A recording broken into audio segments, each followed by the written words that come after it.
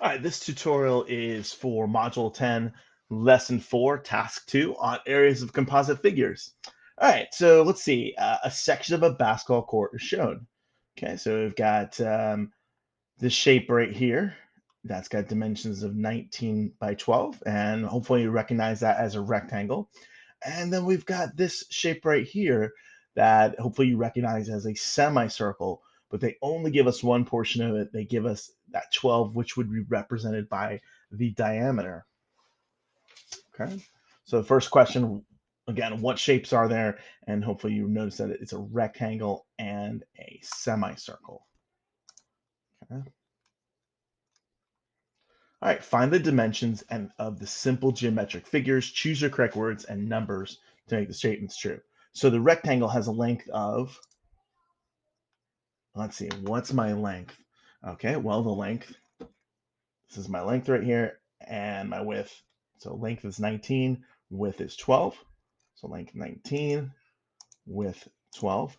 And the circle, well, that has the diameter, which is the same as the width, which is 12. If the width is 12, what would the radius be? Well, we should remember that from our previous assignment.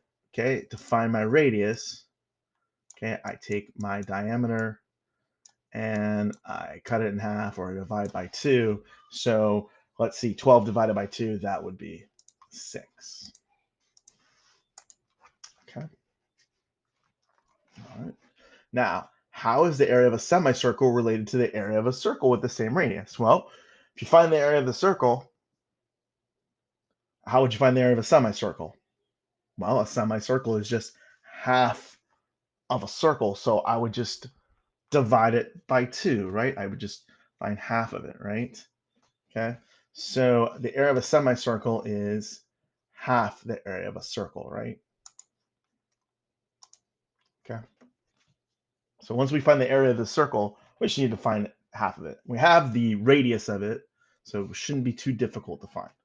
Okay, so choose the values to give the area of the simple geometric figures for near square foot. Use 3.14 pi. Now, again, if you need to write this out on paper, this probably will help you. So the area of the rectangle, okay, again, if you remember, my dimensions were 19 and 12. So 19 times 12, okay, and that's going to give me, okay, 19 times 12. That's going to give me 228 square feet. Okay, 228 square feet. What about the area of the semicircle? Okay, so remember, area of a circle is pi. Okay, area equals pi r squared. Okay, and it says to use 3.14 for pi. So I'm going to go 3.14, and I'm going to multiply that times the radius twice. And of course, my radius was 6. So times 6 times 6, or if you want to use 36, that works too. Okay, so let's see. 3.14 times the radius, and that gives me 113.04. And it says round your figures to nearest square foot, so I'm going to cross off that 0.04, and I'm just going to go with 113. Okay, so it's about 113. Oh, okay, maybe it was 114. Okay, looks like that's what it's going to be. Okay, but oh, I'm sorry, I apologize. That 114. That was my fault. 113, and I need to divide by 2. Almost got me. 56.5. So 57. There we go. Almost got me. Almost got me. You need to divide that by 2. See, that's why I need to go slower. Okay. All right. Now, but are we finished? No, we still need to add the two together, right? Okay, and I could have even come down here. I've got 228 and I've got 57. Of course, I need to add them together.